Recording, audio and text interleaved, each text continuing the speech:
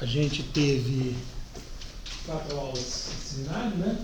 Então, para a gente ler um pouco da crítica da razão pura, né? Então a gente leu as 2 sessões da estética, o espaço e o tempo, depois o começo da lógica transcendental. O seminário do professor Bruno, o grupo dele, eu comentei sobre ele, mas eu não me lembro se eu comentei que eu ia gravar isso para agilizar também, porque foi sobre os parágrafos 13 e 14, e a gente tinha ido até o 10. Então depois eu vou colocar na sequência aí para a gente, e eu vou falar um pouquinho, rapidamente, sobre o 11 e o 12, porque isso dá uma ideia um pouco melhor para a gente do... enfim, reforça um pouco, né, alguns elementos do que a gente está vendo da crítica da razão pura. Mas a ideia, né, que a gente tenha também nessas 4 aulas, esta semana, né, uma passagem da crítica da razão pura para a crítica da faculdade de julgar, só que entre elas, né, a crítica da razão pura é de 1781 e a crítica da faculdade de julgar é de 1790. Então tem 9 anos aí, né, tem uma série de escritos que o Kant faz nesse período, né, é um período muito produtivo. Inclusive em 1787 a segunda edição da crítica, né? E em 1788 a crítica da razão prática. Em 1785 a fundamentação, tem alguns textos de 1784 que o Cassirer menciona nesse capítulo, né? O capítulo 4, que é inclusive um capítulo curto, imagino que vocês tenham lido, e a gente vai falar um pouco mais. Eu já tinha mencionado nas 4 primeiras aulas, né, que foram introdutórias, a filosofia moral. Então vou reforçar alguns aspectos, né, claro, aí a gente está vendo de maneira mais geral, né, a filosofia moral do Kant. A ideia foi focar mais na crítica da razão pura e na crítica da faculdade de julgar, uma visão geral da obra, mas também um certo foco, né? A gente vai ler trechos da introdução para a gente, enfim, discutir ainda aspectos que estão relacionados com a questão do sistema da obra kantiana, né? Que ele começa com a crítica da razão pura e vai, enfim, com alguns ajustes, com algumas modificações, elaborando. E aí tem, né, claro, muitas discussões a respeito. Eu vou mencionar uma delas, que é introduzida pelos prolegômenos, né, que eu vou mencionar, que é um texto de 1783, que, como o Cassirer mostra, né, o Kant escreveu como uma espécie de introdução, para teoricamente tornar mais clara a obra, mas, em grande parte, como reação às críticas que foram feitas nesse primeiro período, né? Então, houve resenhas críticas e tal, que o Cassirer menciona também, e aí o Kant escreve uma obra para elucidar alguns pontos e tal, só que ele introduz uma questão aqui, que eu vou mencionar, que o Cassirer não menciona, curiosamente, né? Que, enfim, introduziria uma perspectiva um pouco diferente no sistema. E depois, na segunda edição, ele volta atrás. A gente até falou sobre isso no seminário de sexta. Bom, aí a gente depois tem as 4 aulas, né? Na verdade, acabou sendo uma divisão, né, um pouco de 4. Aqui teve, né, uma aula sobre o Kant pré-crítico, né, mas 4 aulas de introdução, 4 seminários, 4 aulas aqui, 4 seminários de novo sobre a crítica da faculdade de julgar. E aí, no final, aqui são 5 aulas, né, mais ou menos. Enfim, tá? Aí a gente vai ver um pouco, depois né, vai ter 2 feriados aqui que pegam as nossas datas, né? A gente vai ver algumas coisas sobre o Cassirer mesmo, né? E como é que o Kant é recebido no século XIX.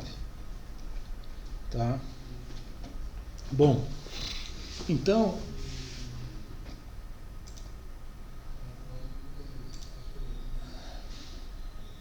vocês devem lembrar que eu mencionei um slide que eu passei 2 slides pelo grupo, né, de WhatsApp durante o seminário do Rafael, e eu ia passar um terceiro. Eu falei, não vou nem passar, porque sem a minha explicação não vai dar para entender muito bem, né, porque está bem caótico, né?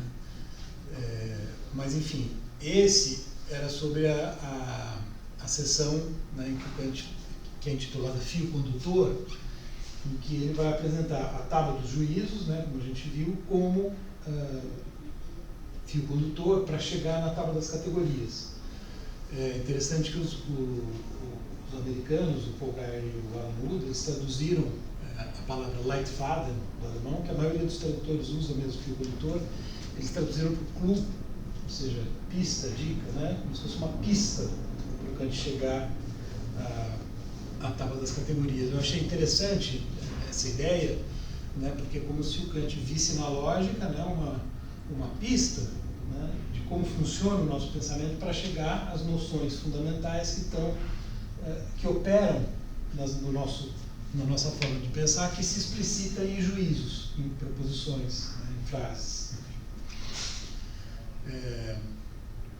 Então vejam, né, isso na verdade bate com o que a gente está vendo desde o começo, desde os primeiros slides, né? Inclusive isso aqui eu já atualizei na pasta, né? Vocês podem sempre consultar. Eu trouxe, né, aqui acho que é o nosso terceiro slide, se não me engano, um dos primeiros, em que o tempo todo, né, eu estava insistindo, né, em como o Kant fazia um esforço para pensar, né, quais os elementos a priori, né, que dão objetividade, ou seja, necessidade e universalidade ao conhecimento da experiência, ao conhecimento científico, né? Ele estava pensando na física, enfim, tudo isso, né, que eu já mencionei. Mas vejam, as setinhas, né, aqui estavam sempre nesse sentido, ou seja, do conceito para a intuição, né, do entendimento para a espaço e tempo, sensibilidade, né? Aqui também, né, a causa para a observação da natureza, né? E o Kant estava pensando, né, eu adicionei aqui, né, no modo como funciona o método científico, né? O Cassirer insiste muito nessa questão do método. Só que, como é que o Kant chega a esses princípios, né? Então, aqui, né, estou chamando a atenção também para o caminho de descoberta, digamos assim, né? Um caminho dedutivo, digamos, né, que ele vai perseguir justamente nesse processo de dedução, que é uma dedução, no entanto, né, que como, né, o Kant usa uma metáfora para explicar, tinha um sentido jurídico na época, então não é exatamente o sentido lógico de dedução. Quando a gente parte de uma regra universal para chegar a conhecimentos particulares, né? Não sei se vocês já viram isso, né? A indução é quando você parte do particular para o universal. Você tem várias ocorrências, né, de um caso, todos os seres humanos, né, que a gente conheceu até hoje morreram, então, proposição universal, todos os homens são mortais. Isso é uma indução, né? A dedução a partir dessa regra, é como no silogismo, né? Todos os homens são mortais, Sócrates é homem, logo Sócrates é mortal. Isso seria uma dedução, né?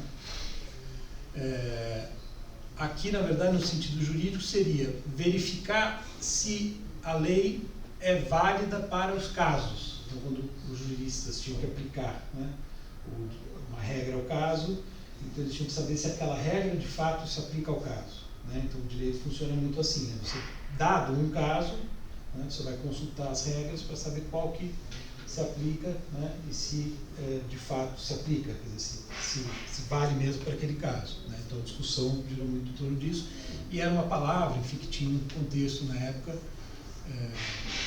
que explica por que, né, o Kant usa isso. Mas, então, há um caminho que parte da experiência para os princípios, né? Então, digamos, logicamente, talvez ontologicamente, né, os princípios são anteriores à experiência, porque são condições de possibilidade da experiência, né?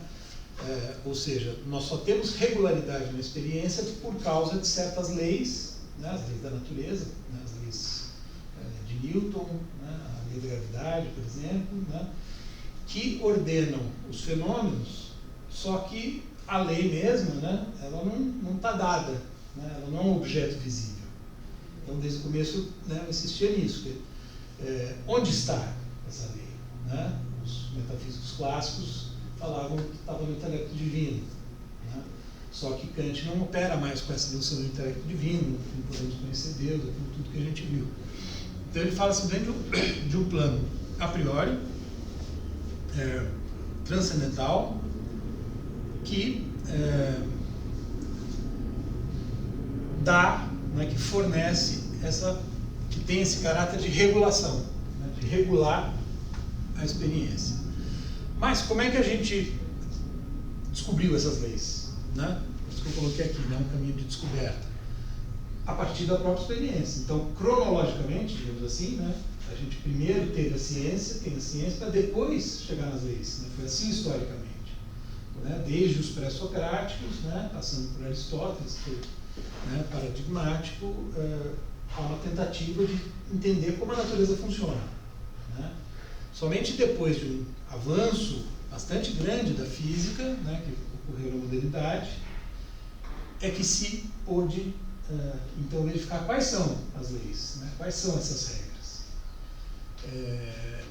E aí o Hume está dizendo que essas regras são como todos os homens são mortais, né, conhecimentos indutivos, enfim, que até hoje foram válidos, mas né, aquela história, pode ser que né, venha a existir um homem imortal. Claro, a gente não acredita nisso, né, mas do ponto de vista lógico, né, o Hume coloca o problema e, enfim, o Kant tenta mostrar, né, quer dizer, tenta encontrar um caminho de justificar a necessidade, a universalidade dessas leis, porque que elas sempre valeram e sempre valerão,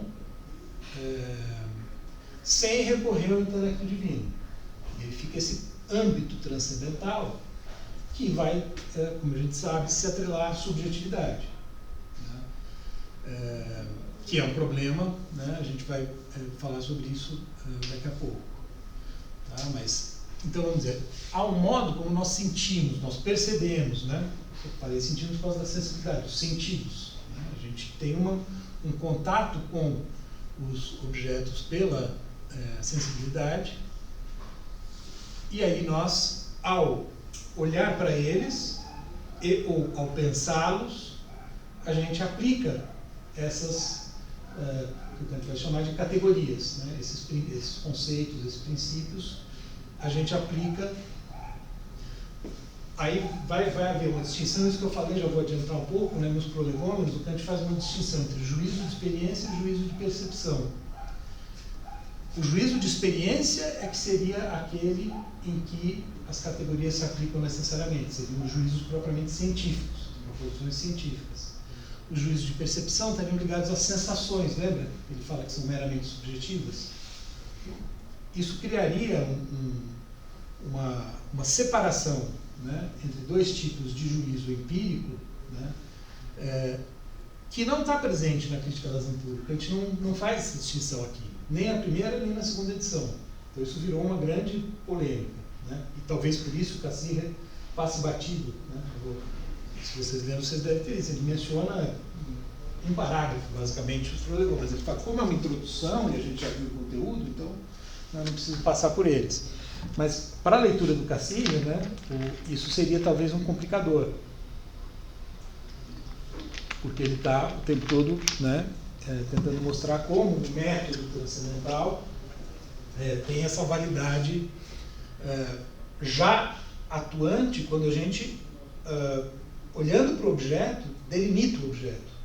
Né? Então, eu posso, ao olhar para essa sala, delimitar o ventilador. Né? Então, vou falar sobre ele. Eu posso delimitar a cadeira. Né? Eu posso delimitar aquela janelinha ali. A gente tem, né, essa capacidade de objetualizar a experiência. Né? E formular frases. Né? Então, falar, o ventilador está desligado. Né? Os animais não têm essa capacidade. Né? Então, isso é próprio do intelecto humano. Só que, digamos, a gente consegue fazer isso porque nós temos estruturas mentais que permitem fazer isso. Né? O que a gente está falando dessas estruturas mentais.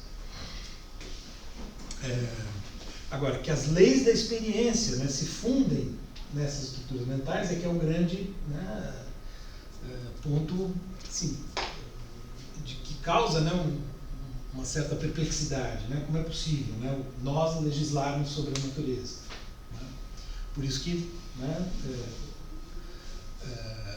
em algum momento eu mencionei, né, o intelecto divino, né, embora para nós soe bastante implausível como hipótese, né, num certo sentido até é mais plausível, né?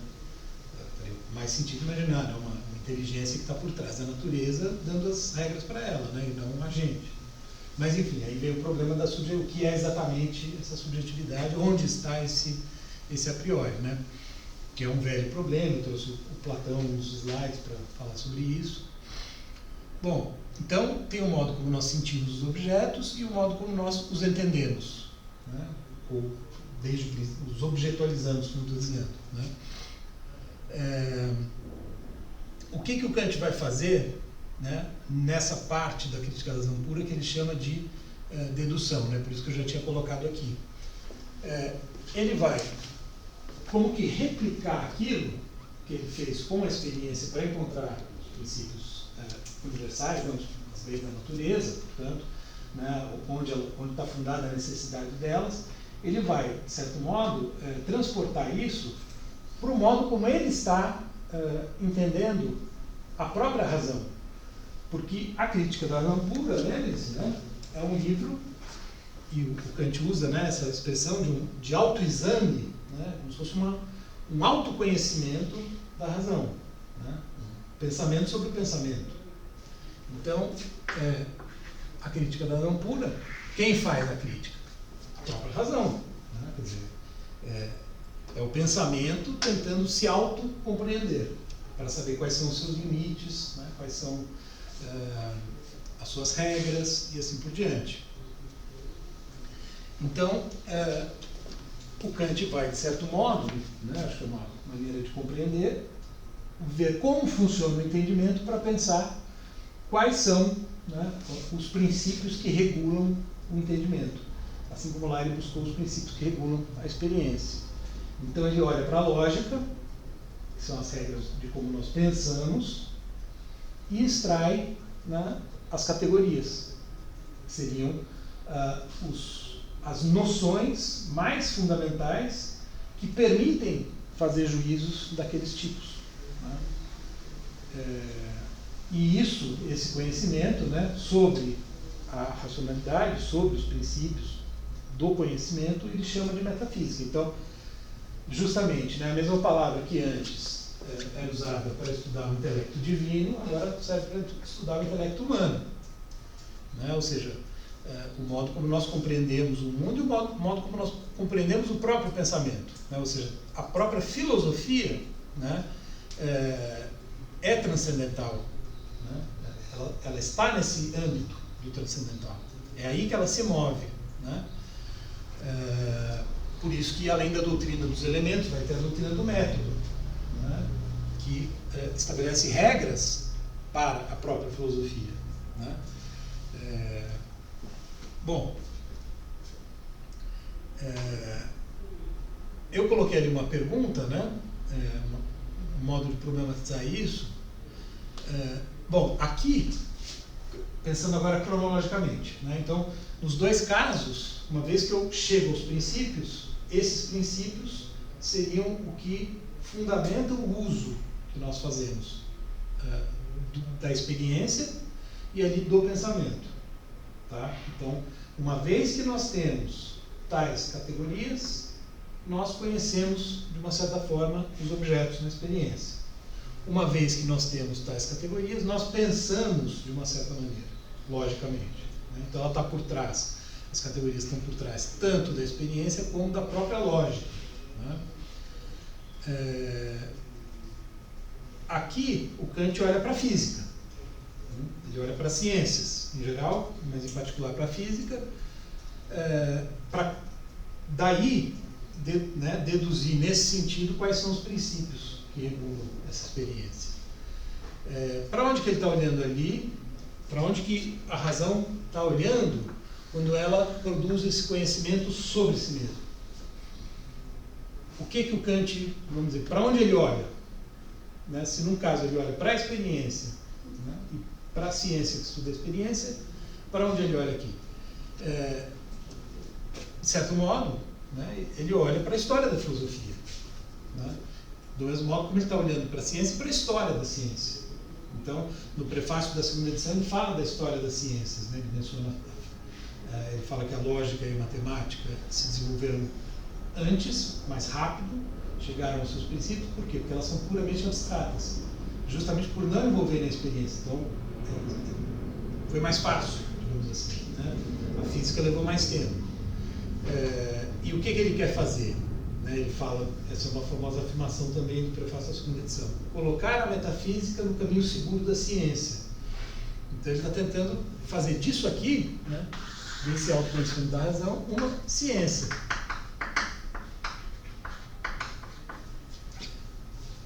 Esse autoconhecimento vai abranger também os velhos temas da metafísica. Deus, alma, né? Mas vai abrangê-los, vai estudá-los como ideias da razão, que não correspondem a objetos no mundo. Podem, hipoteticamente, corresponder a objetos em outro mundo, né? Em outra esfera de realidade que não essa da experiência. E, portanto, nós só as conhecemos como ideias. Então, ele quer fazer disso aqui, desse autoconhecimento da razão, uma ciência. Então, ele olha para a história da filosofia e procura extrair os princípios, né, que serviriam para regular o uso justamente do conhecimento. Então, a partir da história da filosofia, é que ele vê, por exemplo, né, como eu já mencionei, né, alguns casos, né, das antinomias na aula sobre a dialética. Deus existe ou não existe? Né? Então você tem uma disputa ao longo da história da filosofia, com alguns afirmando que sim, alguns afirmando que não. Né? Existe um primeiro começo ou não existe um primeiro começo? Você tem alguns afirmando que sim, outros afirmando que não. O que ele vai dizer? Bom, isso são aporias. A gente nunca vai conseguir resolver essas questões empiricamente, ou seja, com provas, demonstrações empíricas, como a gente resolve questões do âmbito das ciências naturais, né? E talvez das ciências humanas, que na época ainda não se constituíam como tal, né? Como a gente conhece hoje. Mas,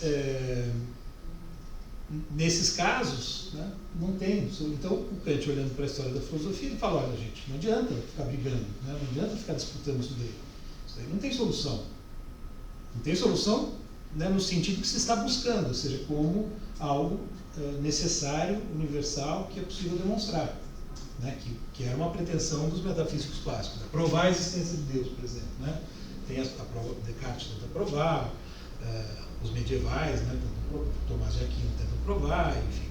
Então tem essa questão da prova da existência de Deus, que o Kant vai, na dialética, refutar um por um.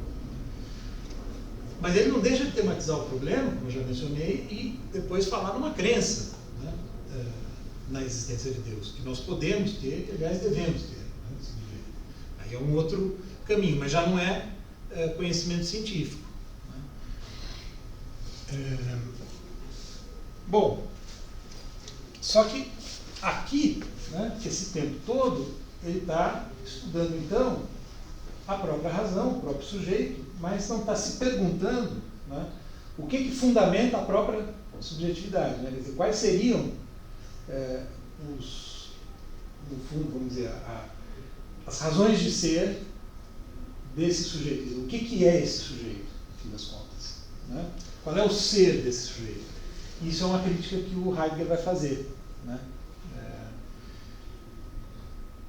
Seria o que né, teria faltado esse passo. Quer dizer, quando o Heidegger fala do Kant, acho que eu mencionei isso em algum momento quando ele estava na sessão do tempo, ele elogia o Kant. Ele fala que o Kant foi o único a ir na direção do tempo como absolutamente constitutivo da nossa relação com o mundo, digamos assim, né?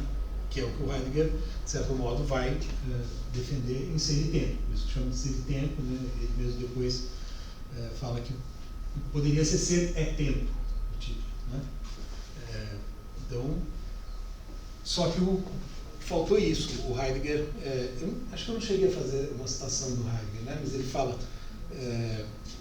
talvez, agora eu não lembro se eu fiz no grupo. Eu sempre fico confuso quando vocês falam do Heidegger, porque eu não conheço. Mas enfim, é uma citação em que ele fala faltou para o Kant pensar a subjetividade do sujeito, quer dizer, a essência do sujeito. Né? Por isso que a gente fica, né, nessa dificuldade permanente de entender o que é exatamente esse sujeito. Né? Mas enfim, isso é meio que um parênteses. Né? A crítica que o Heidegger faz ao Kant quanto a isso é semelhante à que o Hegel faz. Né? Porque os seguintes ao Kant, isso a gente vai ver depois, né? Não aceitam essa dualidade e quer dizer, como se o sujeito está de um lado, né? O mundo está do outro. E aí, né, o Kant tenta conectar, só que parece que, né, fica faltando se perguntar pelo fundamento dessas duas coisas, sujeito e mundo. Né? Então, a crítica que os idealistas vão fazer, e depois o Heidegger tem uma crítica parecida, é justamente pelo ser, pela essência dessas duas estruturas que aparecem aí, sujeito e mundo. Né? Mas o Kant, de certo modo, ele justamente não vai para essa questão, porque se ele for para essa questão, ele vai cair de novo nos mesmos problemas, né, de definir a essência mesmo do mundo, quer dizer, ele teria que falar da coisa em si. A gente viu que ele separa. Né? Então seria uma limitação da filosofia dele, que é talvez uma virtude, porque evita cair no dogmatismo. E, né, a grande questão do Kant, ele formula, né, nesses termos algumas vezes, é escapar do dogmatismo sem cair no ceticismo, sem cair no relativismo. Né? Que é, em alguma medida, né, o grande problema da filosofia. Né? Quer dizer, como é que você pode falar algo sobre, né, a essência das coisas, enfim, né, isso a filosofia tematiza, a filosofia não tem exatamente um objeto, como as ciências têm, né? Como falar sobre tudo isso sem ser dogmático, ou seja, sem defender uma posição que no fim das contas se baseia em determinadas crenças, né, que você não tem como provar. Como sair disso sem cair no relativismo? Né? Num certo sentido, o modo como a gente estuda a filosofia há, enfim, 100 anos ou mais, né? Pelo menos parte do estudo da filosofia é assim, tem um pressuposto relativista, né? Por isso que a gente estuda os diferentes autores sem falar esse aqui está certo, esse aqui está errado. A gente estuda cada um nele mesmo para entender como eles pensam. Né? Mas meio que partindo do princípio de que cada um são ideias diferentes, ou seja, né, não tem uma filosofia certa. Na época, né, e o Kant, de certo modo, prepara o terreno para isso, justamente por falar, não tem mais como fazer ciência do suprassensível, né, do além do sensível, além da experiência. Então, nós estamos fechados aqui, na relação com o mundo, né, mas cuja essência a gente também não sabe qual é. Então, nós estamos encapsulados aqui, digamos assim, né, na nossa existência humana, tal como ela está configurada. O que o Kant está tentando mostrar é como ela está configurada e como ela está configurada na relação com o mundo.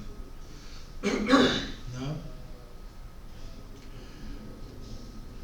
E aí, né, isso gera uma inquietação nos que vem depois e representa uma ruptura grande em relação ao que havia antes, porque antes a filosofia não era como hoje, né? Não se estudava a filosofia como hoje, vamos ver as diferentes correntes. Né? Havia uma filosofia que era apresentada como sendo a verdadeira. Né? Então o Kant foi formado nessa chave, em alguma medida, né? Que era a filosofia Leibniz-Wolffiana. Né? O Pedro falou um pouco sobre isso. Né? Claro, tinha ali umas influências e tinha disputas, né? Questões como tem na ciência, né? Você tem disputas entre teorias. Então tinha isso também, mas a princípio a filosofia estava buscando a verdade. Hoje a gente, quando vai estudar filosofia, você entra num curso, você não parte desse princípio, né? Eu vou descobrir a verdade, estudando filosofia. Né? Na época havia essa pretensão. E o que o Kant está dizendo é que a verdade última sobre as coisas últimas, etc., etc., a gente não vai alcançar. Então, né, por isso que eu digo que ele tem um elemento, quer dizer, ele conserva um certo elemento cético do Hume. E aí os idealistas alemães, né, o Hegel, o Schelling, o Fichte, né, e outros autores do período, não vão se conformar com isso, né? Então teria que haver essa pergunta pelo fundamento. Mas o modo como cada um deles faz é diferente, e mesmo assim, né, pensando no caso do Heidegger, em alguma medida, pelo menos em Ser e Tempo, né, ele também está ali, embora o projeto seja chegar ao ser enquanto tal, digamos assim, o ser em si mesmo, né, na parte publicada de Ser e Tempo, ele está pensando o nosso ser, o ser do ser humano. Ele chama de ser aí, o Dasein, né? Então, né, talvez ele, com a minha interpretação, ele só amplie esse espaço, né, por uma compreensão mais ampla, né, no sentido de abarcar ao mesmo tempo sujeito e mundo, por isso que ele fala em ser no mundo, né. Aqui há uma separação, mas há momentos em que essa separação se diminui. Enfim, acho que é um problema aí que está dado, que vai ocupar boa parte dos filósofos posteriores, né? No final do curso a gente vai falar, né, nas últimas aulas, a gente vai ver um pouco mais isso. Mas não sei se... Essa separação que o Kant faz é uma separação analítica, para conseguir, de certa forma, desmembrar e tentar conhecer. Sim. Por isso que chama analítica, né? Não é uma separação como se as coisas fossem separadas. Então, eu não entendo muito por que a crítica do tudo separado. Exato. Ele está decompondo os elementos, né? Mas ele está falando o tempo todo, supostamente, da subjetividade. Por isso que aquela questão de saber se ele está falando do mundo real ou não está falando do mundo real é importante. Né? Lembra que eu mencionei, citei algumas passagens do meu livro, tem horas que parece que sim, tem horas que parece que não. Porque se ele está dizendo assim, olha, os fenômenos podem ser vistos, né? Quer dizer, eles têm dois lados, coisa em si, fenômeno, né? E, portanto, ele está admitindo que eles existem e que nós existimos num sentido pré-categorial, digamos assim, porque uma coisa é dizer a cadeira existe. Quando eu digo a cadeira existe, eu estou usando uma categoria, então eu estou falando internamente a nossa experiência do mundo sensível, estou falando de um fenômeno. Se a existência desse fenômeno está posta em dúvida, né, se ele pode não existir, pode ser só uma mera representação, que é uma interpretação mais idealista, né, então, né, a gente está circunscrito a esse âmbito, e aí você não tem talvez uma separação tão forte, porque é como se o mundo estivesse junto, né, com a gente nessa cápsula, né, digamos assim. Mas se o mundo existe, né, então o mundo está ali, eu conheço um aspecto dele, e nós estamos aqui com as nossas categorias, nos relacionando com o mundo, mas sem atingir a essência do mundo e sem saber qual é a essência da subjetividade. Então a gente não chega ao que seria o fundamento comum de ambos. Nesse sentido, claro, quando o Kant fala, como você bem mostrou, né, faz uma analítica, né, procurando entender esses elementos, é que, bom, espaço e tempo estão na estética, né, não estão na analítica. Então, há uma separação aí, porque está falando a sensibilidade de um lado, o entendimento do outro. E aí uma relação entre eles. Então, mesmo o mundo sensível, nesse esquema, né, eles compõem juntos a doutrina dos elementos, né, mas há uma separação mais forte aí, né, entre sensibilidade e entendimento. A analítica vai ser a analítica dos conceitos e dos princípios, que são do entendimento. Né, então, mas isso é uma discussão interessante, quer dizer, acho que boa parte da discussão posterior vai girar em torno disso, quer dizer, que tipo de relação é essa entre entendimento e sensibilidade? Que sensibilidade é essa, no fim das contas? Os fenômenos que aparecem são reais ou não são reais? Né? E o ser do próprio sujeito? Né? E o que nós somos, exatamente, enquanto entendimento? Quer dizer, né? Enquanto o corpo, nós somos um fenômeno, como qualquer outro. Né? Mas e o eu, no sentido transcendental? Quer dizer, esse eu que olha e dá leis ao mundo, e recorta os objetos e faz todas essas operações que permitem, né, ter uma física, uma biologia e assim por diante. Mas ele mesmo nos propõe, né, a refletir sobre isso. Oi? Já que ele mesmo nos propõe a refletir sobre isso, né? Já que Exato. ele esqueci aquela parte que o senhor falou, que a gente refletir demais sobre Deus, são coisas que a gente não tem como chegar a uma conclusão. Sim. Então ele mesmo nos propõe a discutir isso. Não. Então, por isso que eu falei que esse não, né, essa limitação, pode ser vista como uma virtude por não cair no dogmatismo, justamente, né, por não entrar nesse âmbito de problemas que não tem solução. Então, vamos dizer, ele oferece, essa é a leitura, né, de muitos autores, inclusive do Cassirer, ele oferece uma boa forma de pensar o método das ciências. Né, os neocantianos exploram muito esse aspecto. Então, isso é o que importa. Né, esquece a metafísica. Um pouco esse é o espírito de muitos leitores do Kant, né? Falavam, ele não está querendo resolver esse tipo de questão, esquece isso. Isso ficou no passado. Né? Por isso que o Heidegger vai falar no esquecimento do ser. Esquecendo, ninguém mais quer pensar o ser. Né? E o Kant tem culpa no cartório, porque, né, ele que estabeleceu essa impossibilidade. Né?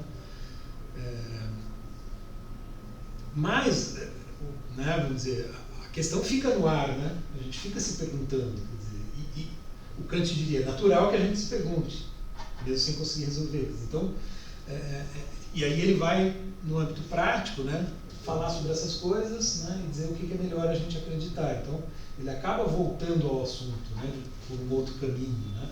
Natural e aconselhável, né? Sim, sim. Por razões morais. Né? Porque se a gente não tiver esperança, por exemplo, né, o mundo vai melhorar, que, enfim, o bem vai se realizar, a gente, né, portanto, se a gente adota um relativismo e um pessimismo, né, em relação ao futuro, né, isso desmotiva o ser humano a agir moralmente. Quer dizer, a moral está dada, né, segundo ele, dentro de nós. A gente vai ver na próxima aula, né, voltar a esse ponto. Né, o imperativo categórico como se fosse uma lei da lógica. Né? Nosso pensamento aponta para uma certa maneira de agir, ainda que a gente nunca siga 100% essa regra. Né? Nenhum ser humano, segundo ele, é 100% moral. A gente tem duas causas agindo em nós. Então a gente é um resultado desse conflito. Né? No fundo, quer dizer, é um conflito. Aí dá para até fazer uma leitura indo para o existencialismo a partir daí, né? Porque é um conflito constitutivo, né, do ser humano, mas que é um caminho que ele também não explora, né, digamos assim. Mas aí, ele, nesse sentido, ele volta ao tema. Né? Bom, sei que é, né, um tema difícil, né, mas essa é a questão mesmo, né, quando você falou da limitação. Bom, esses são os dois que eu passei para vocês, né? Durante o seminário do Rafael, né? Sobre como que a gente faz, né, os juízos em relação com a experiência. Né? Então, a gente toma a representação imediata de um fenômeno e atribui um predicado a ele. O predicado tem uma relação imediata com o fenômeno, né? Porque essa relação é estabelecida no nosso juízo. A gente estabelece essa relação. Então, né, eu tomo um objeto, por exemplo, a cadeira, e falo, a cadeira é azul. Né? Então, o conceito azul, ele tem uma relação imediata com a cadeira, né? Que é o sujeito da frase. Né? Que essa discussão vem lá do Aristóteles, né? O Kant cita, né, como a gente viu, o Aristóteles fala que foi quem cunhou a palavra, né, categorias, o Kant está reaproveitando, enfim. Né? Então você tem sempre um sujeito e um predicado. Né? O sujeito ele está, digamos assim, referido a uma representação imediata. Portanto, ele tem uma relação imediata com os fenômenos, né? A gente está falando o tempo todo de representações, aquela categoria mais ampla, né? Que serve para tudo, tanto intuição como conceito. Então, ali tem uma representação cuja relação é imediata, aqui tem uma representação que supõe o nosso conhecimento, né? Quer dizer, o cachorro, por exemplo, ele também vê a cadeira, né? Mas ele não é capaz de atribuir um predicado à cadeira, né? Essa é uma operação que a gente faz. Só que a mesma representação que uma hora está no lugar do sujeito pode estar no lugar do predicado, como naquele outro caso, né, nos dois exemplos que ele dá. Todo metal é um corpo. Então eu tomo, né, o metal como primeira representação e atribuo algo a ele em função do conhecimento.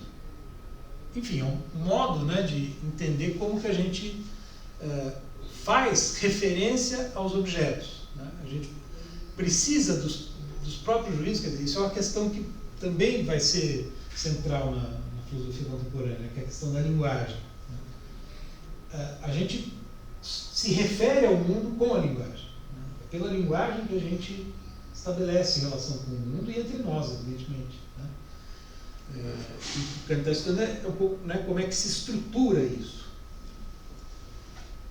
né? Por isso que o entendimento é a faculdade de julgar, pensar, que é um conhecimento discursivo. Portanto, a gente poderia dizer também, né? É a faculdade de julgar, pensar e falar. Comunicar. Portanto, pensar e linguagem. É a faculdade que nos permite reunir representações em um juízo. Cadeira, azul. Metal, corpo, né? Então, assim funciona, né, segundo ele, o nosso pensar, que é discursivo. Portanto, né, até alguém perguntou, né, sobre a questão da linguagem do Kant. Eu mencionei que eu tinha visto já né, tem pessoas que tematizam isso, né, mas eu não conheço tão bem essa discussão. Você citou até um argentino. Foi, que veio participar de um... Eu falei que ia ver e esqueci de dar uma pesquisada nesse assunto. Mas tem esse elemento da linguagem presente, né? Porque a filosofia da linguagem, né, contemporânea, o chamado linguistic term, né, que começa ali no século XIX, os primeiros passos, né, mas se consolida no século XX, tende a, inclusive por conta dessa questão, né, do qual seja o sujeito, etc., etc., tende a deixar de lado a ideia de faculdades do conhecimento, né, de uma instância mental que está por trás da linguagem, e olhar só para a linguagem, né? Ver a linguagem como um fenômeno e estudar a linguagem. Então, seria um modo de se afastar ainda mais desse tipo de questão, né? De perguntar pelo ser, desse lugar, né, como eu sempre digo, né? Que lugar é esse? Onde é que está o a priori, o transcendental, né? Então, supostamente, você focar na linguagem, que é um fenômeno presente, né, real, claro, a linguagem em si não pode ser vista, mas a gente vê os seres humanos usando a linguagem. Então, o fenômeno poderia ser estudado de maneira mais, digamos, empírica, né, ou seja, de maneira mais colada na experiência, sem necessariamente recorrer a esse tipo de estrutura. Mas também não é uma garantia, não é, vamos dizer, isso também traz uma série de limitações, né? Vai ter toda uma discussão. O Habermas, por exemplo, tem uma discussão com a filosofia da linguagem, né, em que ele vai falar que é preciso supor um transcendental fraco, ele usa essa expressão, né? Ou seja, um transcendental que não teria toda essa estrutura, mas ainda tem ali um elemento transcendental, inclusive para pensar a questão da ética, né, que ele chama de ética do discurso, não à toa, né? Enfim, então são problemas, né, que continua. Isso é uma maneira de pensar também, né? Eu falar, bom, a gente parte do princípio, né, de que a filosofia não tem verdade e tal, então a gente trabalha com filósofos. O que unifica, de certo modo, a filosofia são os problemas, né? São as questões. Porque as questões perpassam, né, os diferentes autores. Então, no fundo, o que a gente vê são vários modos de abordar questões, temas, né? Temas e problemas. A ideia de temas e problemas é essa, né? Enfim, então estou meio que tentando, né, também mostrar assim que isso aqui é o pensamento do Kant, mas ele está conectado, né, com problemas que vão para além dele, que vêm para a nossa época, né, enfim. São problemas que fazem sentido, ainda que não tenham solução, né? E aí, como você disse, né, se o filósofo diz, olha, eu não me proponho a resolver isso, ele está, digamos assim, adotando talvez uma certa modéstia, né, de falar, olha, eu vou até aqui, paro aqui, né? Mas aí é que está, né? Alguns não se conformam com isso, né? Hegel, depois o Heidegger, né? Então alguns acham que nós temos que ir além, temos que pensar, né, o fundamento último, sim, né? E aí eles vão tentar fazer isso, né? Se conseguem, de novo, é outra questão. Esse aqui acho que eu tinha mostrado também, né? Passei para vocês, que na verdade é um modo, né? Quando o Kant faz aquelas advertências, né, no parágrafo 9, antes de apresentar a tábua das categorias, ele começa a explicar algumas coisas que vão causar estranhamento no leitor quando o leitor chegar na tábua das categorias, né? Eu comentei, ele está em diálogo com os lógicos da época, né? Ele está imaginando um lógico lendo, né, o livro dele, e está falando, olha, né, isso aqui vai ser diferente um pouco, né, de como está aqui, né? Então ele justifica, né, porque que, por exemplo, né, os juízos singulares, né, lá vão estar em primeiro lugar nas categorias, os universais vão para baixo como totalidade, enfim. Aí, né, eu procurei explicar na outra aula, tem um certo grau de detalhamento também aí, que não é, a gente não precisa se fixar tanto nisso, né?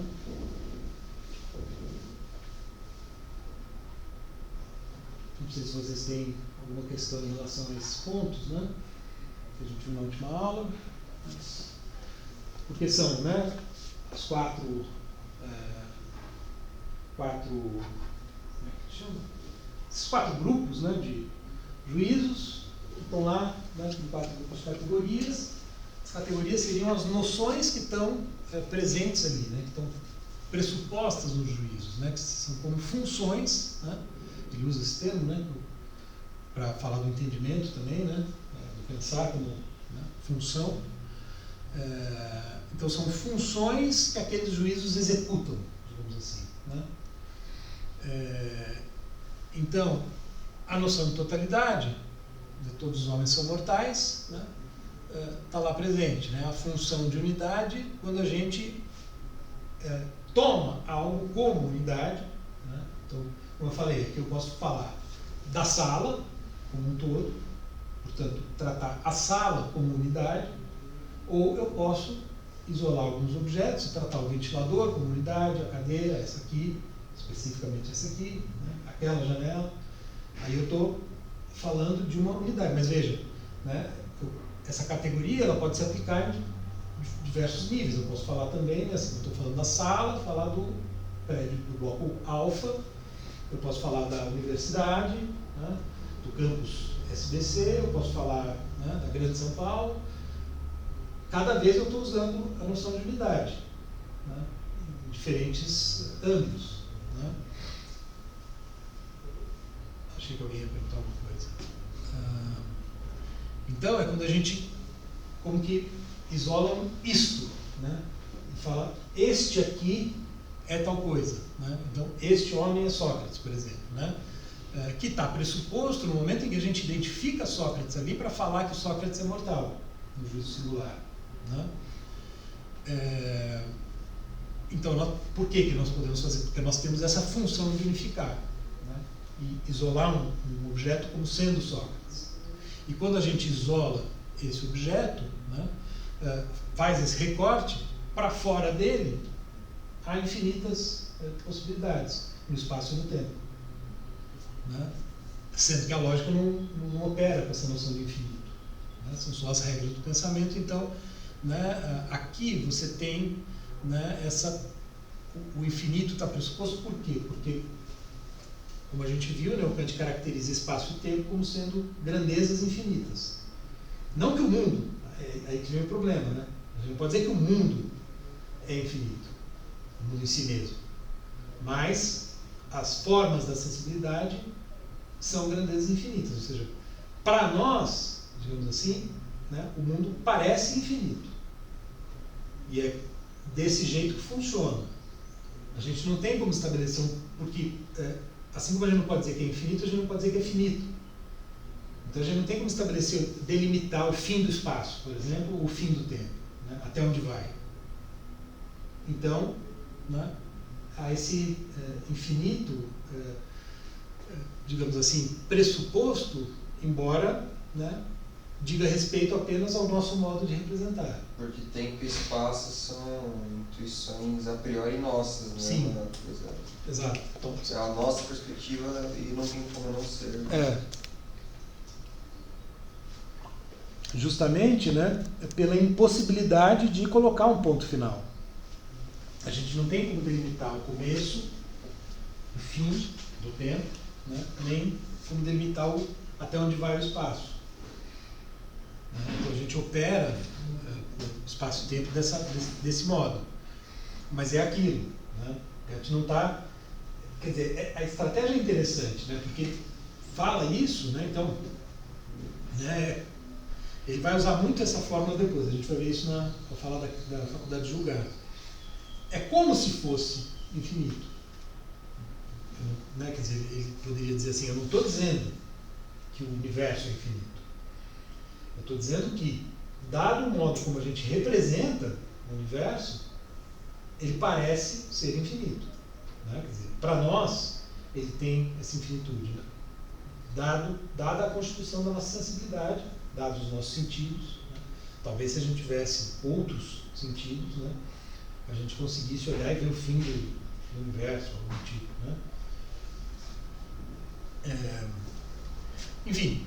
Então, né, ele vai sempre nesse sentido, procurando mostrar como, né, essas noções se relacionam com aquelas, mostrar, olha, tem alguns ajustes aí que é preciso levar em conta, porque ele está precavendo, né, o leitor vai encontrar a tábua das categorias, né, que está apresentando pela primeira vez e é uma coisa absolutamente nova. Né, então, ele faz essas advertências, né, como ele diz. Aqui eu estou retomando, né, alguns pontos, estava retomando, né? Aí tem o 11, né? Então a gente viu até o 10, no 10 ele apresenta a tábua das categorias. E aí tem, no parágrafo 11, ele faz algumas considerações interessantes, né? E eu achei interessante também, né, interessante, eu achei bom mencionar o 11 e o 12, porque eu vou colocar o vídeo do seminário, né, que foi sobre o 13 e o 14. Então, né, ele fala que há uma divisão das categorias, e aí sempre as expressões que ele usa, né, são interessantes. Eu realcei essa, né, ele fala que ela está fundada na natureza do entendimento. Né, então, bom, aí entra, bom, que natureza é essa? Né? Não é a natureza do mundo sensível, né? Não é a natureza do cérebro, é a natureza do entendimento. Parece que ele está, né, pressupondo, né, alguma coisa aí, né, uma natureza, né, mas, né, acho que muitos intérpretes vão fazer um esforço para, né, deixar essas expressões de lado, né, para pensar só no entendimento como uma função lógica, né, como uma função pensante. Funciona assim, funciona assim. Mas quando o Kant vai descrevendo, né, ele usa muito esse tipo de expressão, né, a nossa natureza, enfim, que é uma divisão das categorias em duas classes, né? As categorias matemáticas e as categorias dinâmicas, né? Que dizem respeito ao tempo. As categorias matemáticas dizem respeito, basicamente,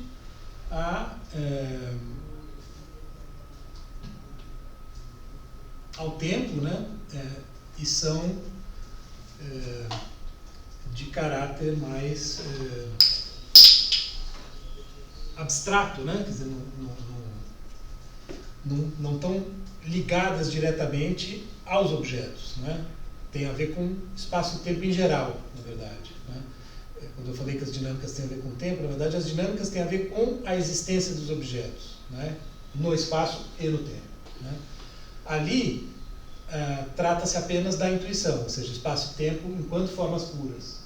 Então eu posso usar aquelas categorias, ou eu preciso usar aquelas categorias já no âmbito da intuição pura, na matemática e na geometria. A geometria é o exemplo que ele usa para ilustrar o que seria, né, o espaço puro, a intuição pura, o espaço enquanto intuição pura, né? As formas geométricas, elas estão, digamos assim, no entendimento aplicado à sensibilidade ainda enquanto uma sensibilidade prévia à experiência, né? Eu preciso da noção do espaço para a geometria, mas eu só preciso da noção do espaço, não preciso de um objeto real para pensar relações entre triângulos, né? Quadrados, círculos, etc. Então ali estão, né, as noções de unidade, pluralidade e totalidade, por exemplo, né? Claro, elas também se aplicam ao mundo, aos objetos existentes, mas elas funcionam independentemente dos objetos, né? Essas daqui só fazem sentido quando a gente já está pensando os objetos. Então, no caso de unidade, pluralidade e totalidade, né, isso é um pouco mais fácil. Aqui, evidentemente, quando a gente fala em causa, né, a gente está relacionando objetos no mundo, né? Quando a gente fala em causa, quando a gente fala de substância e acidente, ou seja, quais características são essenciais a uma coisa e quais que são acidentais, né? Então, por exemplo, é constitutivo de uma mesa ter, sei lá, 4 pés. Na verdade não é, né? Mas, enfim, já a cor da mesa pode variar, então, né, isso é acidental, é contingente, né? E de comunidade, né? De estar junto em algum lugar do espaço, por exemplo. Então, eu estou supondo 2 objetos relacionados dessa maneira.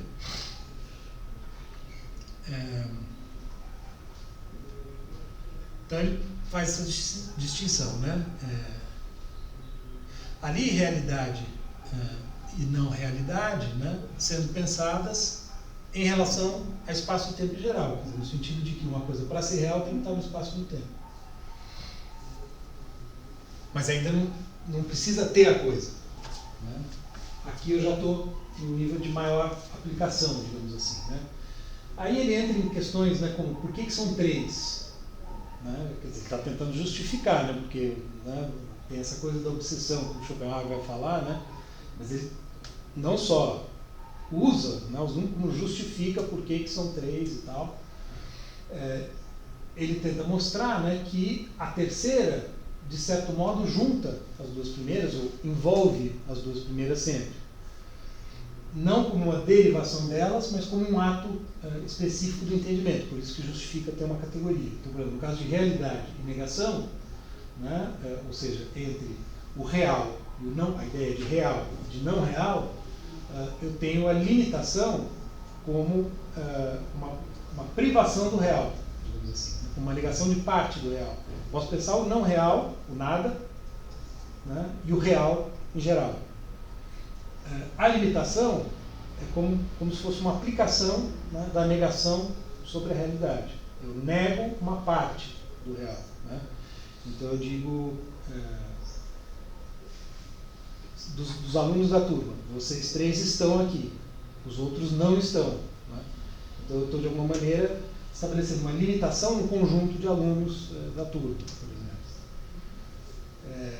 E aí ele vai tentar mostrar a mesma coisa nos outros, né? Como é que as categorias se relacionam. Ele vai entrando num grau de detalhamento, né, que talvez não seja tão importante para a gente, mas só para mostrar um pouco como que ele vai evoluindo, né, para o restante da analítica e para a dedução transcendental, que é considerado, né, o núcleo da obra, assim, a parte mais importante, porque é onde ele vai justamente tentar mostrar que as categorias estão necessariamente relacionadas com o mundo sensível, com a experiência. Depende disso a validade do sistema, né? Quer dizer, depende disso que ele esteja correto na maneira de justificar a física de Newton, né? Dizendo desde o começo. Então, ali, só que é uma parte, ao mesmo tempo que é o núcleo, é considerada, né, pelos intérpretes, enfim, meio consensual, que é a parte mais difícil também da obra. Mas aqui ele ainda está só, digamos, descrevendo, né? Ele ainda está na parte dessa, disso que ele vai chamar depois de dedução metafísica, né? Que está nesse plano só extraindo da tábua do juízo à tábua das categorias. Então ele vai explicar, por exemplo, no caso, né, da comunidade, que eu tinha feito esse esquema antes para explicar, né, e de fato, né, acho que eu tinha comentado, né, que é o mais difícil, né. Ele mesmo vai falar que é um caso único, né, essa categoria de comunidade, porque não seria tão clara a ligação com o juízo correspondente, que é o juízo disjuntivo. Ou isso ou aquilo, né. O que eu posso ter, então, bom, dado um conjunto, né, eu digo, né, tem 3 alunos aqui, né, o Roberto, a Ana e o Wesley. Então, alguém que estiver ali fora, eu vou lá e falo para a pessoa, digo que estão vocês aqui, uma pessoa vai encontrar com você. Ou vai ser o Roberto, ou vai ser a Ana, ou vai ser o Wesley. Tem 3 possibilidades. Então, eu tinha colocado essas 3 possibilidades. São 3 possibilidades que compõem uma mesma esfera de realidade, um mesmo conjunto, que não é um conjunto lógico abstrato, é um conjunto concreto, 3 pessoas específicas, né, que eu estou designando e que estão no mesmo espaço, no mesmo momento do tempo.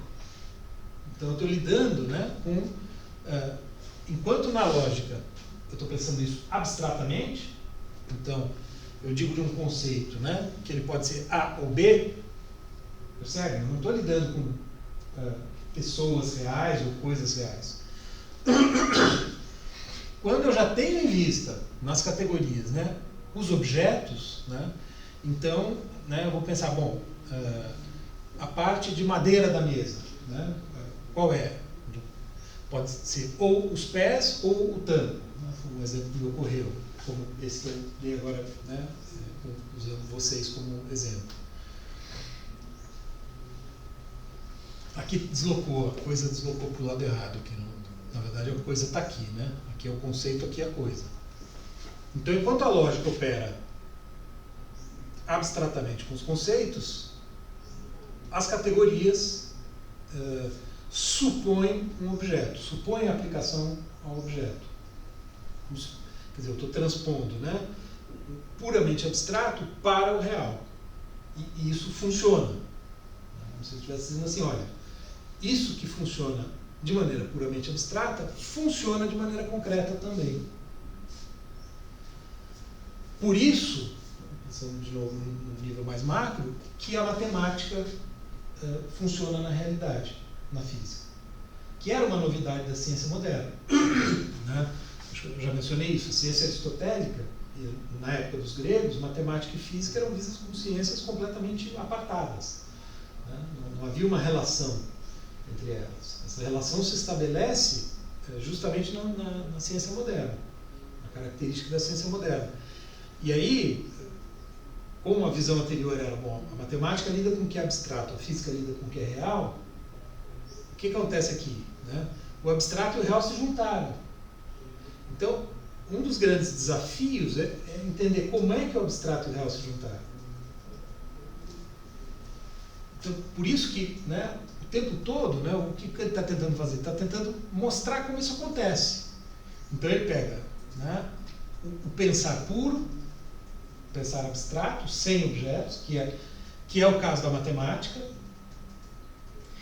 E como é que esse pensar puro vem para o mundo? Né? Se aplica a objetos, de maneira necessária e universal, como ficou demonstrado na ciência da época. Né?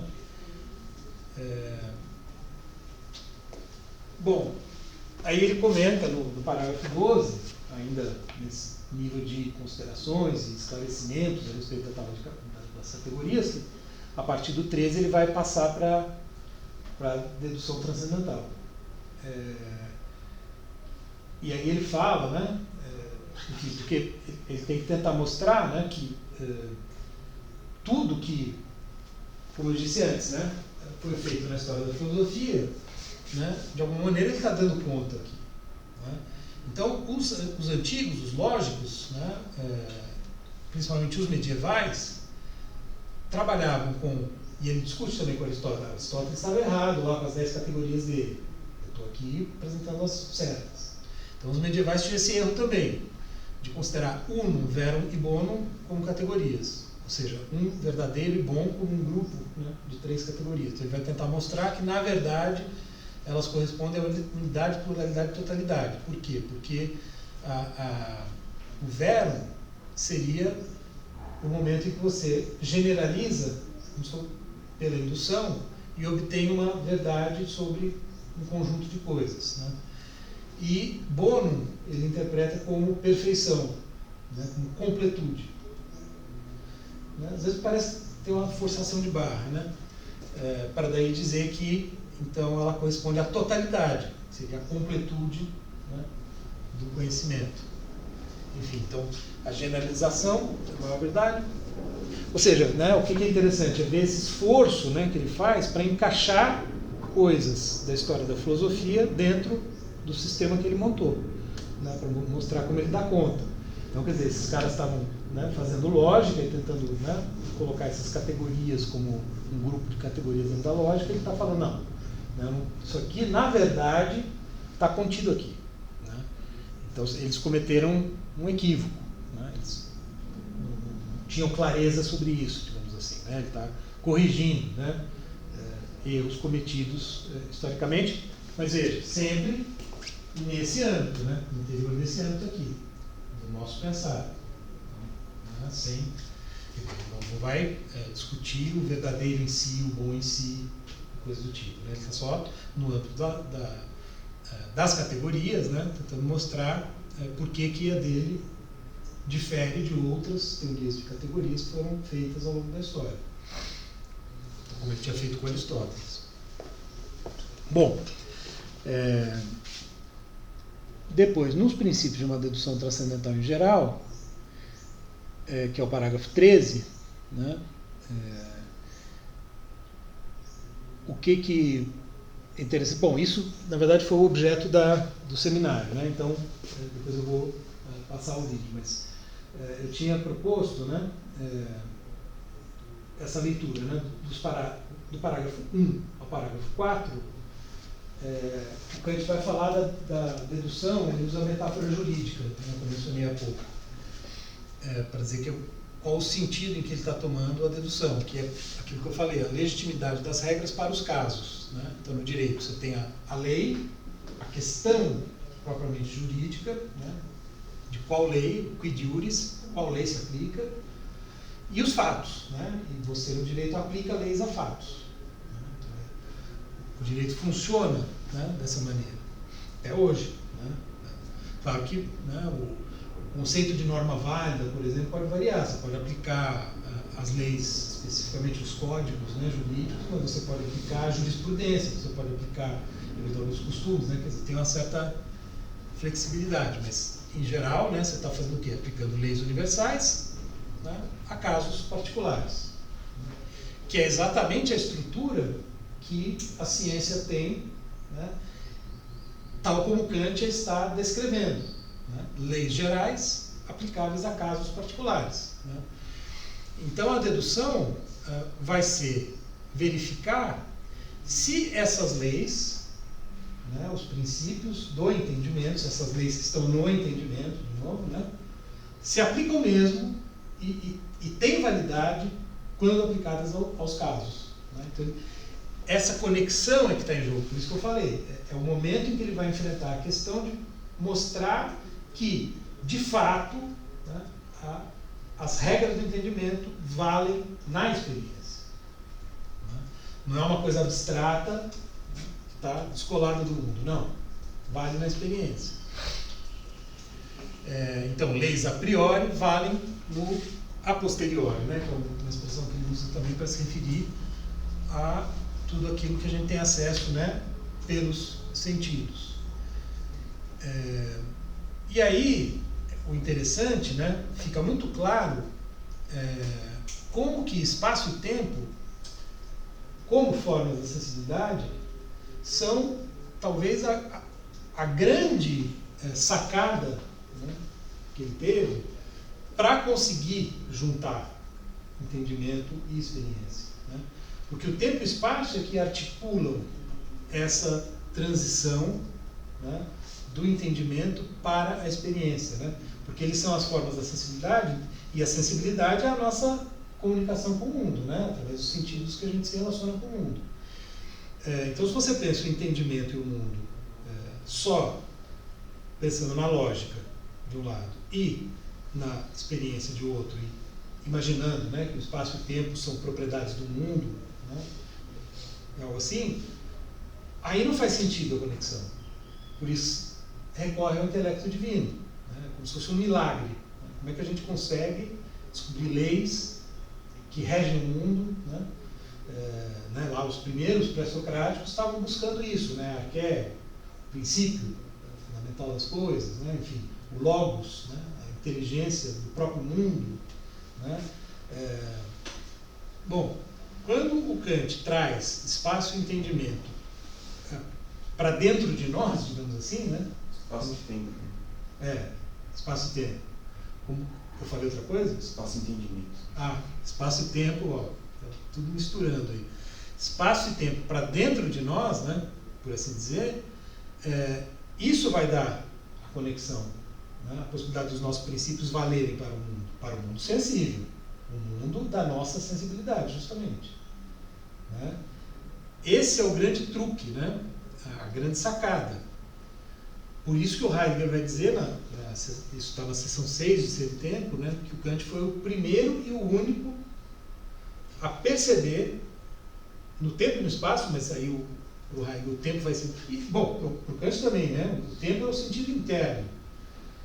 Então, o tempo vale tanto para os fenômenos do sentido externo como para os do sentido interno. O espaço vale só para os do sentido externo. Então, é como se o tempo ele é mais fundamental, num certo sentido, do que o espaço. Né?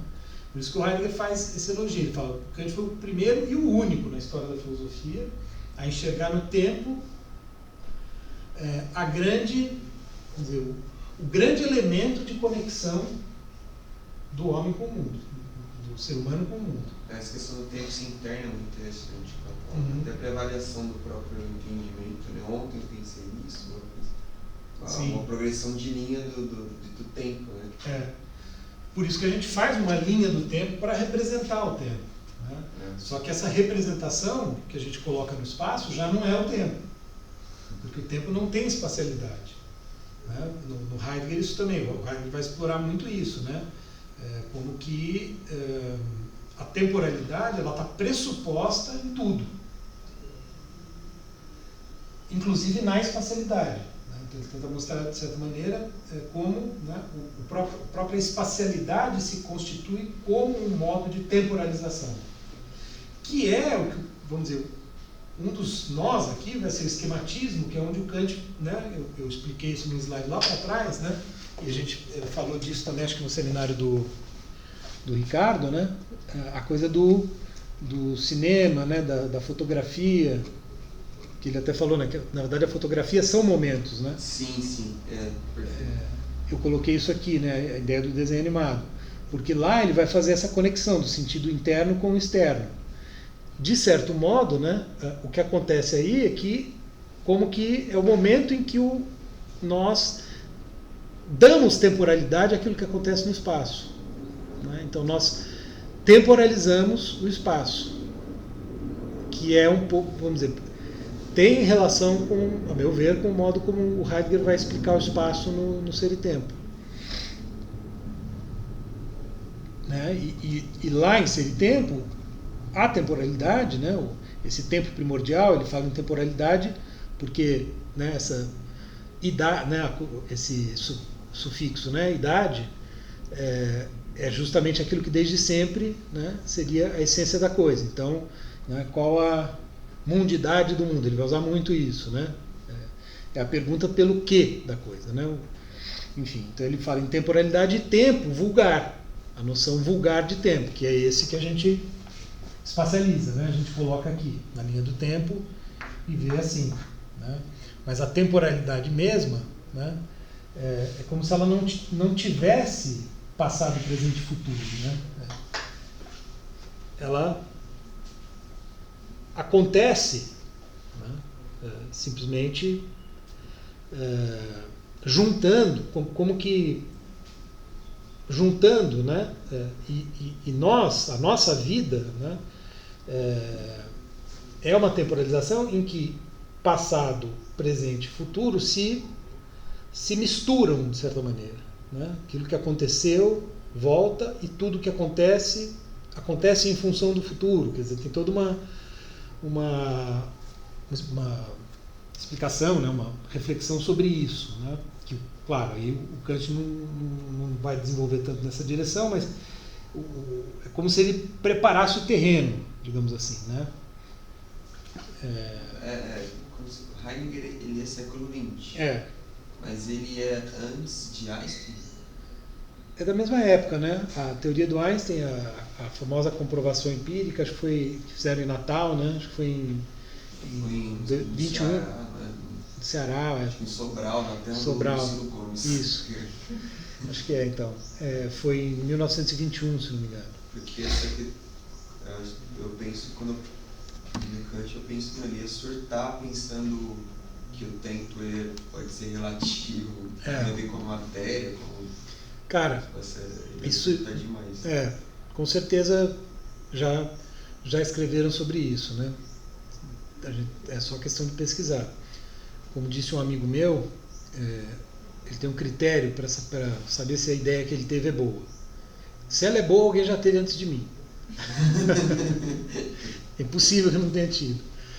Então, quando a gente estabelece uma relação desse tipo, vai atrás, porque com certeza tem alguma coisa escrita sobre Einstein e Kant, Einstein e Heidegger, mas eu não saberia dizer nada agora. Bom, então essa é a dedução que tem que ser feita, né? Mostrar que as leis se aplicam aos casos e não derivar as leis dos casos. E aí ele vai estabelecer um diálogo explícito com Locke e Hume, né, os empiristas britânicos, porque eles acham, né, que aquelas regras foram extraídas, né, dos casos. Então a gente, né, de várias ocorrências de uma coisa, a gente faz a generalização, né? Isso que a gente vai chamar de dedução empírica. Em um determinado momento ele chama de derivação fisiológica, né? E aí ele briga tanto com o Hume como com o Locke, porque o Locke, né, teria a pretensão de, partindo da experiência, chegar à metafísica, né? Então a metafísica empiricamente baseada.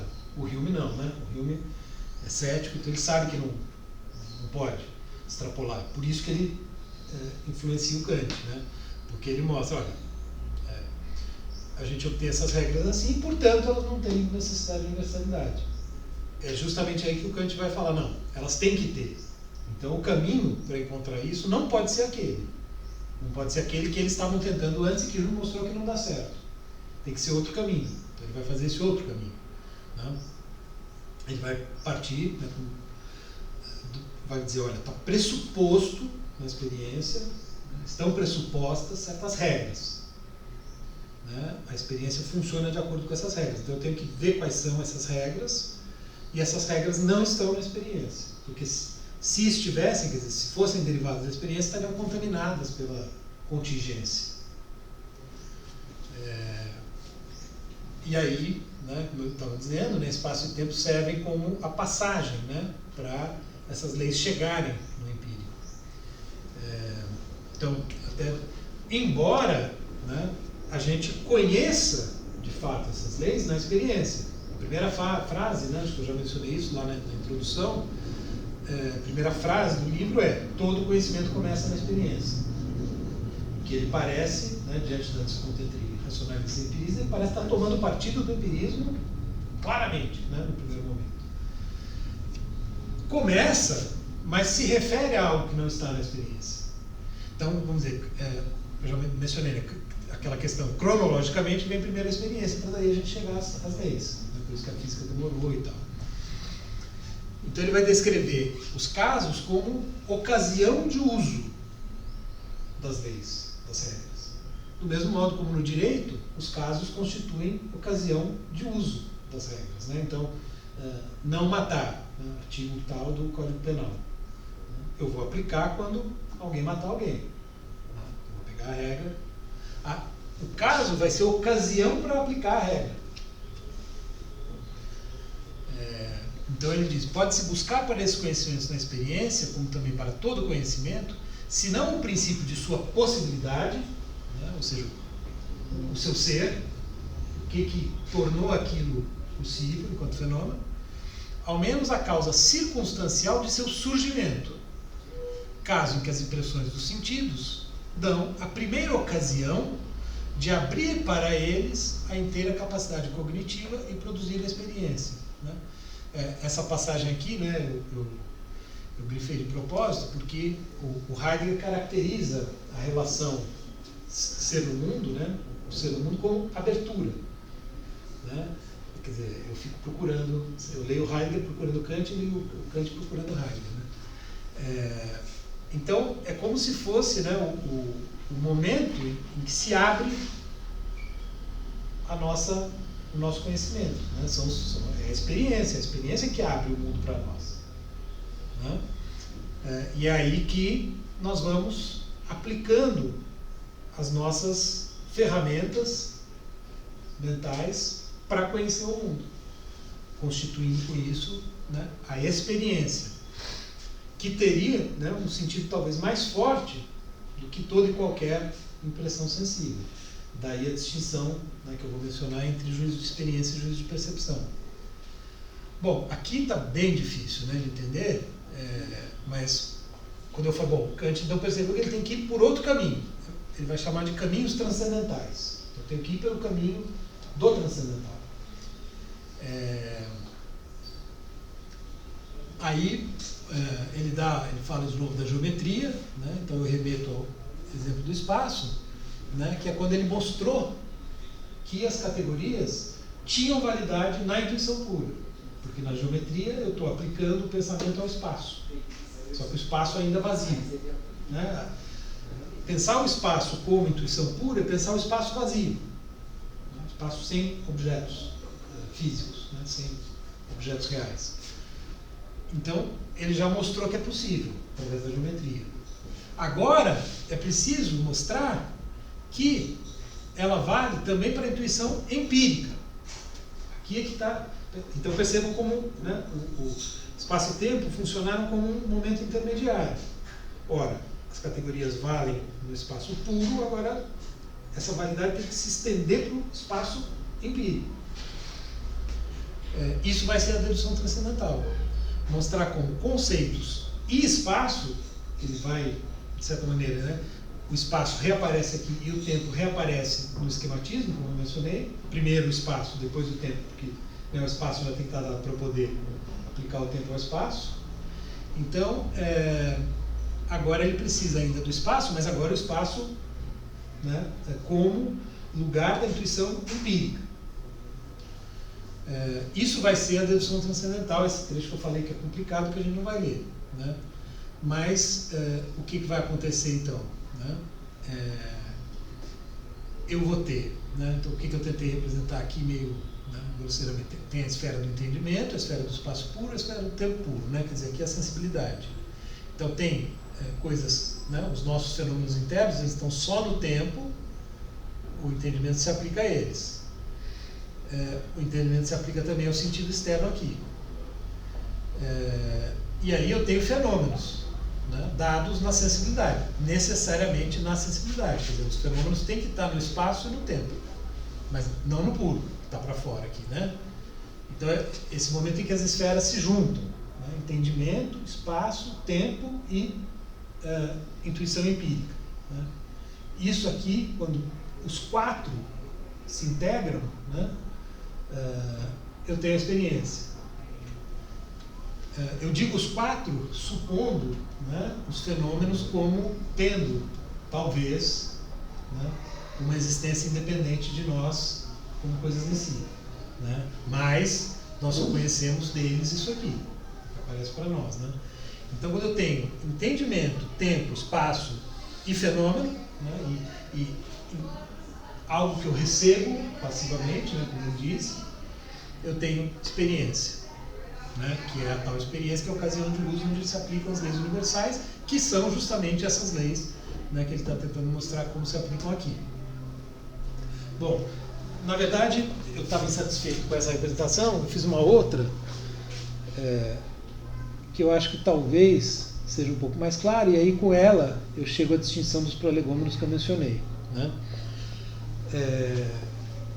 Então, outro jeito de pensar a dedução transcendental. Então, eu tenho o entendimento e a sensibilidade, né? Aí teria essa pergunta pelo eu em si, que ele não vai entrar nem na pergunta pela coisa em si, né? Então, não vou falar disso.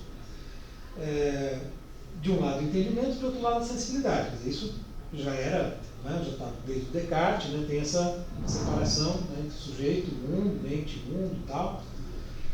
Bom, então para o Kant você tem o entendimento puro, né, e o entendimento aplicado aos objetos. Você tem a sensibilidade pura do espaço e do tempo e a sensibilidade empírica, quando objetos são dados ao espaço e ao tempo, né, ao sentido externo e ao sentido interno. O que o Kant vai ter, né, o que ele precisa fazer na dedução transcendental? Ele precisa justamente mostrar como esses conceitos puros se aplicam aos objetos do sentido externo. Ele mostrou na geometria como eles se aplicam aos objetos no espaço puro, né? Agora ele tem que mostrar como eles se aplicam, né, ao sentido externo, gerando objetos pensados, e ao pensá-los nós vamos, por meio não só do entendimento, mas da razão, né, como a gente viu, criar teorias para explicá-los. Então aqui está a física, né? A física representa, né, a aplicação dos conceitos puros ao sentido externo, gerando objetos pensados e teorizados. Então, a geometria está aqui, a aritmética está aqui, quando eu tenho os conceitos puros aplicados apenas ao tempo, e a física resulta disso. Então, digamos, o Kant supostamente ele já demonstrou a validade dos conceitos puros para a matemática. E por isso ele diz depois no prefácio da sua edição que a matemática avançou rápido, né? A gente falou disso no seminário do Rafael, né? Enfim, então, isso ele já resolveu, né? Ele já explicou como é que funciona a matemática, só que depois vai ter também, né, as geometrias não euclidianas, vai ter um monte de coisa que vai acontecer depois que ferra tudo, né? Física de Einstein. Mas, enfim, né, a operação é essa, né? Esse é o desafio, porque vamos dizer, como ele mesmo é relativamente simples, né, mostrar como os conceitos puros funcionam, né, no espaço e no tempo puros. A grande questão é como é que eu aplico aqui, mas ele só pode fazer isso porque o espaço e o tempo foram pensados, né, como eu disse, como formas puras da sensibilidade. Bom, aí a gente viu, né, eu acabei de falar há pouco, a gente falando de experiência, né, aí a gente poderia se perguntar, mas as categorias se aplicam de maneira necessária e universal a todos? O famoso alarme que eu boto para lembrar de...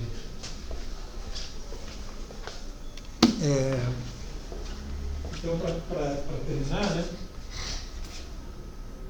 se aplica de maneira necessária e universal a todo e qualquer juízo que a gente faça, todo e qualquer enunciado que a gente faça sobre a realidade. Então, quando eu digo essa cadeira é azul, nós estamos aqui agora, etc. Quer dizer, as categorias estão operando de um modo necessário e universal, produzindo conhecimento ou não? Aparentemente, pelo que ele nos disse até aqui, sim. Né? Eu mesmo dei muitos exemplos nesse sentido. Né? Para falar isso é uma cadeira, eu preciso, né, das categorias. Só que nos prolegômenos, o Kant vai introduzir essa polêmica distinção, né, entre juízos de experiência e juízos de percepção, que depois ele abandona. Na segunda edição da crítica ele não traz de novo. ele apresenta, quando ele está supostamente fazendo um livro de caráter introdutório, apresentando o assunto de maneira mais simples, né? Mais popular, que ele pretendia, né? Deixando fácil de entender.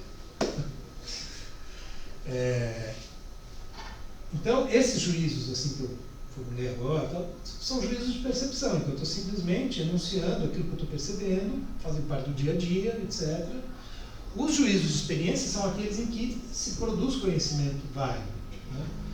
Então, aqui, ele parece introduzir uma distinção. Lembrem-se, o que ele falou para a gente já, né, e que a gente viu, é que existem meras sensações, né, subjetivas no sentido... Subjetivo. São meras sensações. Então, eu estou sentindo calor, você está sentindo frio, né? Sensações variam de pessoa para pessoa. Isso ele já nos diz que há, né? Mas, supostamente, quando a gente fala, né, quando a gente produz um enunciado, aí a gente já não está na mera sensação. A mera sensação é aquilo que a gente coincide, em alguma medida, com os animais. Eles também têm sensações, né? Mas eles não falam. A gente fala. Então, quando a gente fala, articula conceitos, a gente já estaria aplicando, né, necessariamente as categorias e de uma maneira necessariamente universal. Mas aqui ele introduz essa distinção, então eu estou falando, olha, nos juízos de percepção eu tenho um âmbito de contingência, né, são os juízos que as pessoas fazem, né. Aqui é que eu teria, de fato, isso, aí ele sugere, né, sugere não, né, ele fala, né, diz isso no prolegômetro. Aqui é que as categorias se aplicam de maneira necessária e universal. É claro que eu estou usando a lógica, eu estou usando as categorias, etc., mas aqui cada um usa de um jeito, digamos assim, né? É mais flexível. Aqui não, aqui tem um jeito absolutamente correto de usar que vai produzir conhecimento. Então, essa distinção, né, ela introduz um certo desequilíbrio, né, digamos assim, no sistema, na medida em que deixa de valer, né, as categorias deixam de valer para todo e qualquer enunciado. Elas passam a ter um âmbito mais restrito de aplicação, né? Bom, isso também abriria espaço, né, para pensar, bom, né, então, como é que a gente explica esses aqui, né? Enfim, esse é um tema polêmico, né, mas que eventualmente até ajuda, né, a pensar a coisa, porque, né, faz sentido a gente pensar, né, que você tem todo um âmbito de juízos que são de percepção, que são contingentes, que variam, né, de acordo com o indivíduo, e pensar que, né, quando a gente avança para o conhecimento científico, a gente tem os juízos de experiência, né? Aí isso permitiria aproximar mais ainda, né, do Heidegger, como eu tento fazer, porque, né, no Heidegger você tem um nível de linguagem que é anterior, que é pré-teórico, né, que é anterior à teorização. A teorização, aí sim, né, a gente vai aplicar a lógica e tal, etc., né, o momento em que a gente faz conhecimento científico, né? Mas antes do conhecimento científico tem um âmbito da nossa experiência, inclusive compreensiva do mundo, e falada, né, e linguística, que é anterior, né? Bom, isso para o Cassirer seria ruim, né? Porque aí o transcendental deixa de ter toda essa aplicação e para ele o transcendental vai explicar tudo, né? O que ele quer pegar do Kant é o método transcendental, por isso que ele enfatiza tanto, né? O Pedro até mostrou que ele força a barra para reconstruir todo o Kant pré-crítico em função dessa noção de método transcendental, que ele vai trazer para questões contemporâneas, né? Para pensar não só a ciência, mas para pensar a cultura, para pensar a moral, para pensar a arte, para pensar, enfim, né, todo o âmbito das experiências humanas, no sentido amplo da palavra, né? Então, essa distinção seria ruim. E aí, bom, só para encerrar, né, eu coloquei um livro na nossa pasta, para quem eventualmente tiver interesse, que é justamente sobre os prolegômenos.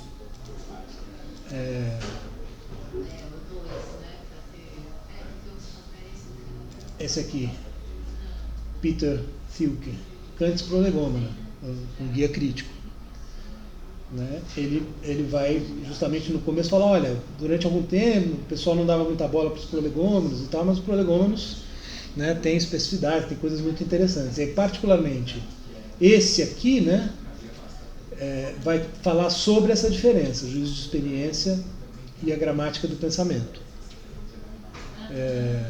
Mas enfim, então aqui você vê um livro inteiro dedicado aos prolegômenos. E o Cassirer, então, no livro sobre Kant, né, que ele fala tanto do Kant pré-crítico, das obras do Kant pré-crítico e tal, vejam o que ele fala dos prolegômenos.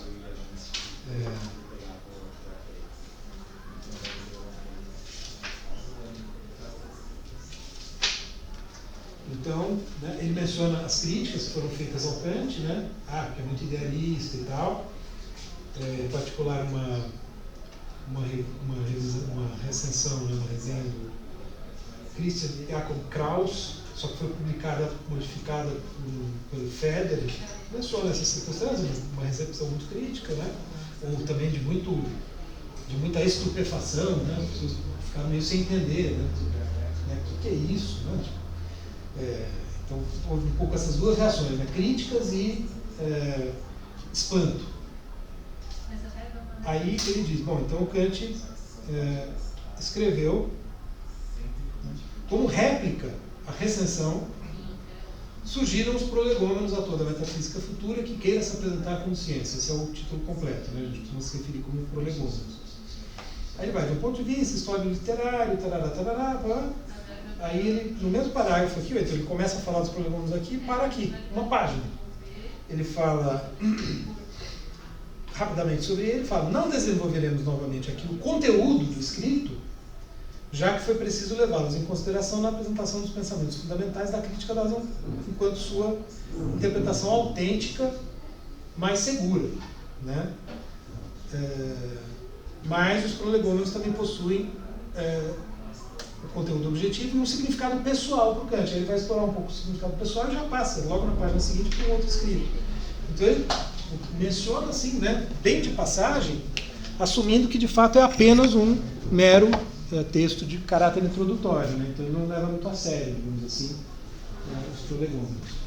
Bom, deu o nosso horário, e aí na próxima aula eu vou falar sobre a filosofia moral, tentando pensá-la na chave do Cassirer. O Cassirer já começa a falar, na verdade, da filosofia moral nesse capítulo, no capítulo 4, que é esse capítulo curto, né, porque ele para de falar dos prolegômenos e aí ele já começa a falar de textos sobre a história, né, em que uma certa concepção do Kant se elabora, que é importante para a filosofia moral e que vai ser importante depois. Esse capítulo 4 ele é curto, assim, ele é interessante de dar uma lida com mais atenção. E aí tem o capítulo 5, em que de fato ele fala sobre a ética kantiana. Bom, retomamos então na quarta, tá bom? Valeu, gente. Tá. Primeiro eu paro aqui, né?